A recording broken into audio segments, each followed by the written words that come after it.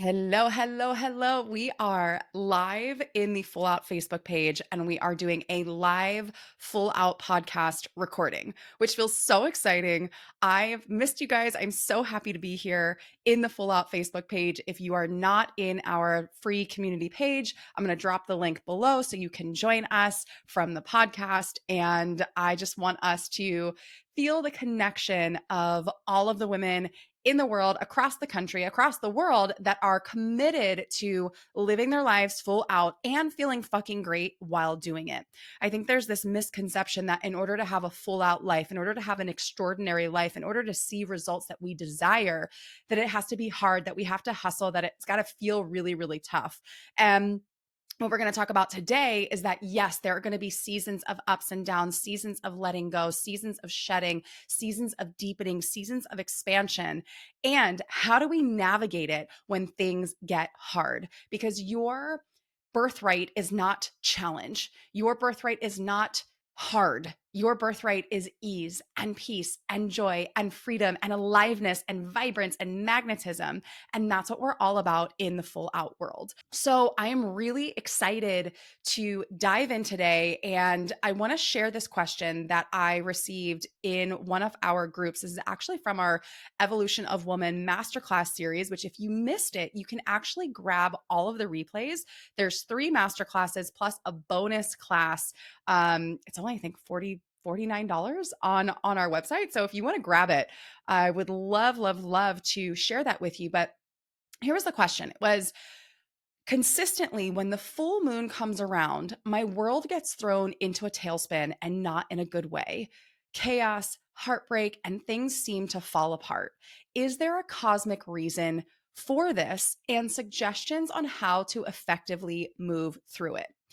And I want to say, first of all, that I am not an astrologer, not at all, but I definitely follow teachers and mentors who know more of the astrological stuff. So I want to just put this disclaimer out. I understand energy in a certain way, and I take what I learn and what I'm feeling from the collective, and that's what I share from. I share from that space and my own personal experience. So we did just have a full moon. And we also had some other bigger cosmic things happening, certain astrological things going direct. I don't even know what they are, but just trust there were planets doing the things. And then on top of it, we also had massive solar flares, which impacts the electromagnetic field on the Earth. So if you were feeling wild and crazy over the last couple of weeks, right now, as of this recording, it's August 22nd, you are not alone. And I'm going to share my personal update from this just so you know it is not just you. So I had the most expansive, amazing 6 to 7 weeks of my summer, and I ended my big burst of basically fullness. I'm going to say fullness, not busyness, with a 10-day trip where I went to Miami to see my best friend get married. I went home to see my mom for a couple days. And then I went to a VIP client in Kentucky to work on her business and do a VIP immersion. And it was an incredible trip, but by the end of the trip, I started having severe congestion. I was coughing, I couldn't breathe through my nose, and I was like, oh shit, like I feel not great right now. And I was really praying it was allergies. I was on my client's farm and she's got the horses and the chickens and the goats and the pigs and the dogs. And I was like, okay, maybe I'm just in nature and maybe this place in Kentucky just has a lot of allergies. I, as a kid, had really bad allergies. But as I flew home, I was like, oh shit, this is definitely like a not good cold. And when I got back to California, I ended up taking more time off from the gym. But my clients, when I finally saw them, they were like, yeah, Sam, there's a cold that's going around. It's lasting 2 to 3 weeks. And it sucks. And if I don't know if you listen a lot, then you can probably hear in my voice that it's not 100% yet because I'm still healing and expelling anything that was left in my system. But I got hit. I got hit hard. And here's what happens when we get hit. And I say, like, when we get hit by like universal things, by sickness, by crazy upsets in our world, losing a job, getting dumped, having, a friend break up, when things happen, it often means that we are about to up level. Now, there are some really fucking cool things that are happening in the full out world right now. And I can't quite share yet, but seriously, in like the next couple days, the next week or so, I will be sharing all of the updates because there's some big ones and it's really fucking exciting. But I know that my system needed to still let go of some things that I've been holding on to, some thought patterns, some programming in my body, and just some old gunk essentially still in my system in order for me to fully step into this elevated state. Now, am I saying that you have to fall apart or you have to get sick or shit has to go sideways in order for you to up level? Absolutely not. My intention is always let it be easy, let it be fun, let it flow, let it happen. And we can't forget that as we ascend, as our consciousness increases, as we truly do step into that next level, our physical bodies have to catch up. I don't know if you've ever seen this in yourself, but I see this when I look back at old pictures of me, that I look physically different in my 20s to my early 30s to now my late 30s. And I believe that that was the physical body shifting based on who I was becoming, what was happening in my system, what I'm clearing out of my system. In my 20s, before I did any personal development, I looked older, I was puffy, I was thicker, I was more red. I was just holding on to a lot of extra stuff.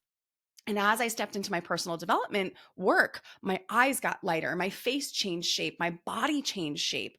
And I say all of this just so that you can reflect in your own world of how much have you shifted? How much have you changed? And can you see that difference? So our physical bodies are manifesting everything else that's happening in our energetic world. So if we aren't speaking up for ourselves, if we aren't asking for what we want, setting our boundaries, we might notice that our chest concave. We might notice that our throats close up. We might notice that we're not talking with boldness and confidence.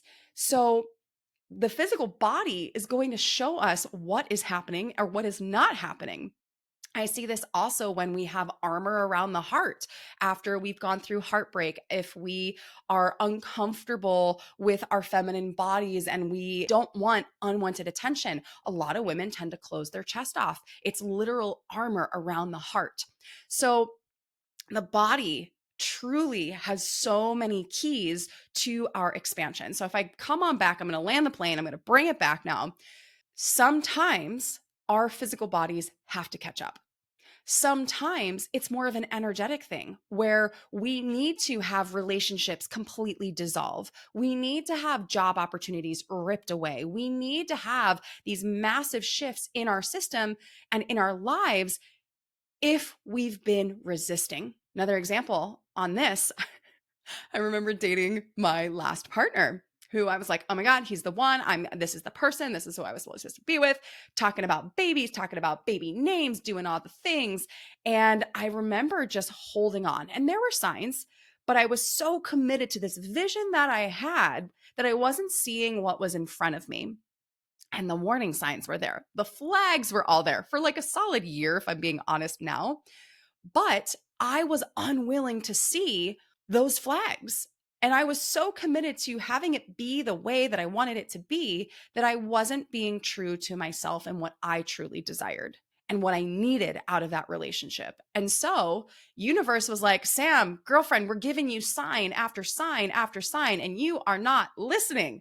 So what are we going to do? We're going to make sure that you can't go back, that you have to separate." And then I found a message on Facebook about him cheating on me. So that was a full slap in the face. And that was the end of that relationship. I think it's also funny that universe literally had him move to Atlanta during the pandemic, like first 6 weeks of the pandemic. And instead of me being like, oh yeah, he should go and I need to stay here because truly things are devolving and falling apart. No, I fucking followed him to Atlanta. I uprooted my entire life during the pandemic and then found out like a week or two later that he had cheated on me. So universe chuckled at that one. I just was so unwilling to let go. So unwilling to let go.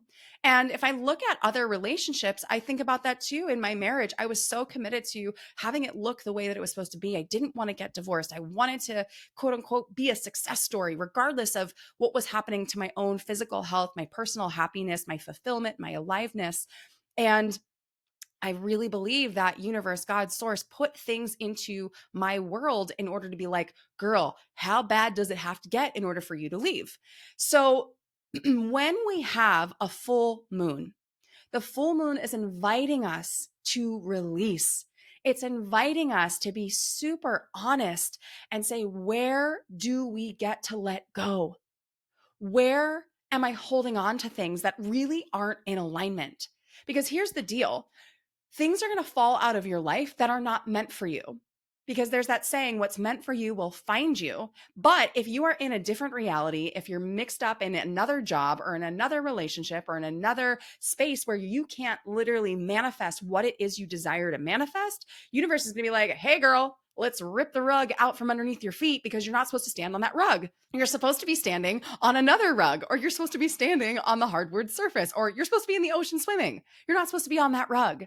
So I would invite us into, when we have the full moon, number one, it's a great opportunity every single month to go, what am I ready to release? What am I ready to release in my emotions? What am I ready to release in my physical space? What am I ready to release in my thought patterns on how I think my life should be, or how I think my business should be, or how I think my personal life should be, or how I think I should be showing up in the world? So we are looking for, where can I release? Where can I release commitments in my schedule that no longer align with where I'm going? Where can I let go of whatever has been holding me back? Because I know if you are listening to this, you desire a big life. You know that there's something more for you. You know you're meant for more, whatever that more is. And in order to step into that more, you have to let go of who you've always been.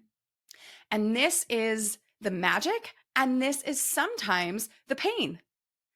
If we are so committed to quote unquote being a good person and following the rules and following everyone's expectations of us and doing what we're supposed to do, being a good girl, then there's no way we can become the woman we were meant to be. So we have to make a choice. Am I more committed to my vision? Am I willing to let go of the things that I don't even want to let go of? Sometimes you have to let go of things that you don't want to let go of. I didn't want to let go of my dance career. I really didn't. But I knew through my intuition, through my trust in source, through what my body, my soul, my heart was telling me, that I had to, in order to step into who I knew I wanted to be. And a big part of that for me, if I'm being totally honest, was my fertility. I'm almost 38 now. And I'm like, if I want to have babies and if I want to have healthy babies, I can't do the juice that's being required of me at this job, regardless of what your thoughts are and choices are. That's on you. This is my personal choice. But my body said this was a hard no. And I didn't like it. I didn't want to let go of it. I loved being a professional dancer. I loved being on stage. I loved getting paid to kick my legs and wear lipstick and rhinestones and costumes. And I wouldn't have the business I have today. I wouldn't have the partner I have today. I wouldn't have the health I have today had I stayed in that space. It's uncomfortable. Fucking sucked. I was really moving through it. So, how do we effectively move through it? I invite us, number one, to think about the ocean waves. I went to the beach yesterday. When you get sucked under a wave, you're like diving in, and then you're like, oh shit, the waves got me. And oh no, I'm going under. If you fight it, if you try to swim against it, you are expending tons of energy and you're probably not getting anywhere. That wave is like, no, bitch, we're going to tumble you and toss you and throw you on the bottom of the sand. But if you can allow yourself to soften, if you can allow yourself to not fight, but to allow the wave to move you however she's going to move you, you will naturally come back to the surface. You'll come back to the sun, you'll come back to the air, and you'll come back to you, this newer version of you. So I love that metaphor because I think we've all been there. It's not fun to get tossed around and beat up by the ocean. It feels a lot better if we can soften and let go. So coming back to, where can I lay down the fight? Where can I lay down the hard? Where can I lay down the idea that I think I know better than God, than source, than cosmos, than whatever you believe in? Cosmic love, cosmic energy. What if you allow your soul to lead? What if you trust your soul? You trust the energy around you. You trust that the people that you're meant to meet will come in, that the job opportunities that you're meant to have will come in, that the friendships that you're meant to have will come in. What if you trusted that if you continue to stay in alignment with who you are, that it's all working out for you? When I was sick over the last 2 weeks, I had some dark moments of like, I just don't feel like myself. When am I going to feel like myself? This is fucking hard. And I was fighting it. And I was like, when am I going to feel like me again? And then I had the realization, what if this is me? What if this is me in this moment and I am meant to recalibrate right now? And I am meant to shift and release and let go of whatever is happening subconsciously, because I don't even know consciously what's happening. After the fact, I see like, oh, this is what I needed to release. That's what was really real for me. And so I would invite you into, where can you fall into deeper trust? How can you shift your perspective on what's happening? I love the phrase God, universe, source, this or something better. This or something better. Because you are asking for what you desire, and you are also trusting and letting go. So there's this interesting navigation of taking committed action, of seeing your vision, of knowing who you want to become, of really being committed to this, and taking your hands off the wheel and trusting. When we push, when we hold, when we try to control, if you do it right now, you can squeeze your fist really, really hard. Try to control the outcome, squeeze it in your hands. What do? We squeeze a life force out of whatever we're holding in our hands. Our nails dig into our palms, our shoulders tighten. We expend so much energy. And then we open our hands and we're like, for what?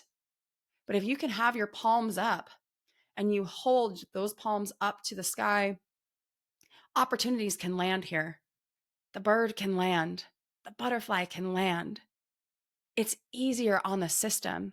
You open yourself up to receiving. And a lot of us think that when we're releasing and letting go of things, that it's a bad thing. But what if it's the most incredible thing? What if releasing those clothes in your closet is not you getting rid of stuff, but what if it's actually you giving the universe, the community, the shelter, the friend, something that you loved but no longer serves you? How about that? What if when you allow the partner to go, that you are sending them off, whether you broke up with them or they broke up with you, you're sending them off to be with the person they were actually meant to be. And that's actually creating more love, more connection in the universe. And then you are available for who is meant to find you. What if for the job opportunity, when I let go of my dance career, what if me choosing myself and truly separating from that space made way for some new dancer to fully step into her dreams, her career, and her fullness? What if me stepping fully into my career, this new chapter of my life, is what's going to create the massive ripple effect so that I can call in all of my incredible clients so that they can build the businesses that they love. They can live their lives full out. They can have the deep romantic relationships. They can express themselves fully. What if letting go is actually an act of love? What if it's actually an act of connection, of unity, of love? Mindset shift there. And then the last piece I'll say about this is that I think that there is a misconception that successful people or happy people are always positive, or positive people are always happy. But that's not actually life. Our souls didn't come here to have just a vanilla life. Our souls came here to have contrast. The contrast shows us what's working, what's not working. Feeling the contrast of, oh, this feels painful or this feels challenging, allows us to increase our capacity for what feels amazing. When we increase our capacity to feel, we have a more fulfilling experience of life. If you could only have vanilla ice cream and chocolate ice cream, cool. That'd be great for a little bit, but you'd never try Rocky Road. You'd never try mint chocolate chip. You'd never try strawberry. You'd never try peanut butter and fudge. And that's the life I want. I want all the flavors of ice cream. I want all the colors of the rainbow. And so when we can welcome the ups and downs, when we can welcome the shifts, this is mastery. It's mastering the ups and downs. It's mastering your emotional intelligence. It's not expecting everything to go smoothly all the time. Expectation of it always feeling good, life always being one way is going to set us up for failure. And so instead of expecting things to be one level, can we expect the up and down? Can we expect the roller coaster? And then know that we're strong enough, we're resilient enough, we're powerful enough to navigate the waves, to navigate the storms, because nothing lasts forever. And so the last thing I'll leave you with is I want you to think about one of the hardest, most challenging times of your life. Maybe it was a year ago, maybe it was 5 years ago, maybe it was 10 years ago. And if you're in something right now, don't think about the thing you're in right now. Think about a past experience. What was something really challenging that you overcame? And looking back, you're like, oh, that needed to happen in order for me to become this person, in order for me to have this in my life. Create data points for just how strong you are, just how resilient you are, and then come back to that when you're in the midst of a spiral, when you're in the midst of the tailspin. And remember, you have data that it's all working out for you. You have data that even though you can't see it, you can't see the end, you can trust, you can know full-heartedly, full body that it's all happening for you. There are miracles and magic everywhere, and we can't see the end. How boring would movies be if you knew how it was going to end? We love the movies where there's heartbreak and there's drama and there's ups and there's downs, and we're rooting for that main character. Be the main character. Trust. Keep showing up. The ending to your movie is going to turn out better than you think, better than you realize. So coming back to full deep trust, drop into the nervous system, drop into the body, be really solid with your rituals, take care of your physical body, drink your water, move your body, journal, meditate, do some movement meditations to drop you into your truth. And remember, it is all happening for you. My loves, thank you so much for being here. If you have any questions, feel free to send me a DM. If you are watching live on Facebook, feel free to put it into the chat. Have an incredible day, and I will see you next time. Thank you so much for joining me. If today's podcast inspired you in any way, we would love your support in spreading the word. Please subscribe, rate, and review, and let the other queens in your life know that they are also worthy of living life full out. If you want to continue the conversation, I'd love to connect with you on Instagram or Facebook at Samantha Jo Harvey. Have a fabulous day, and I'll see you next time.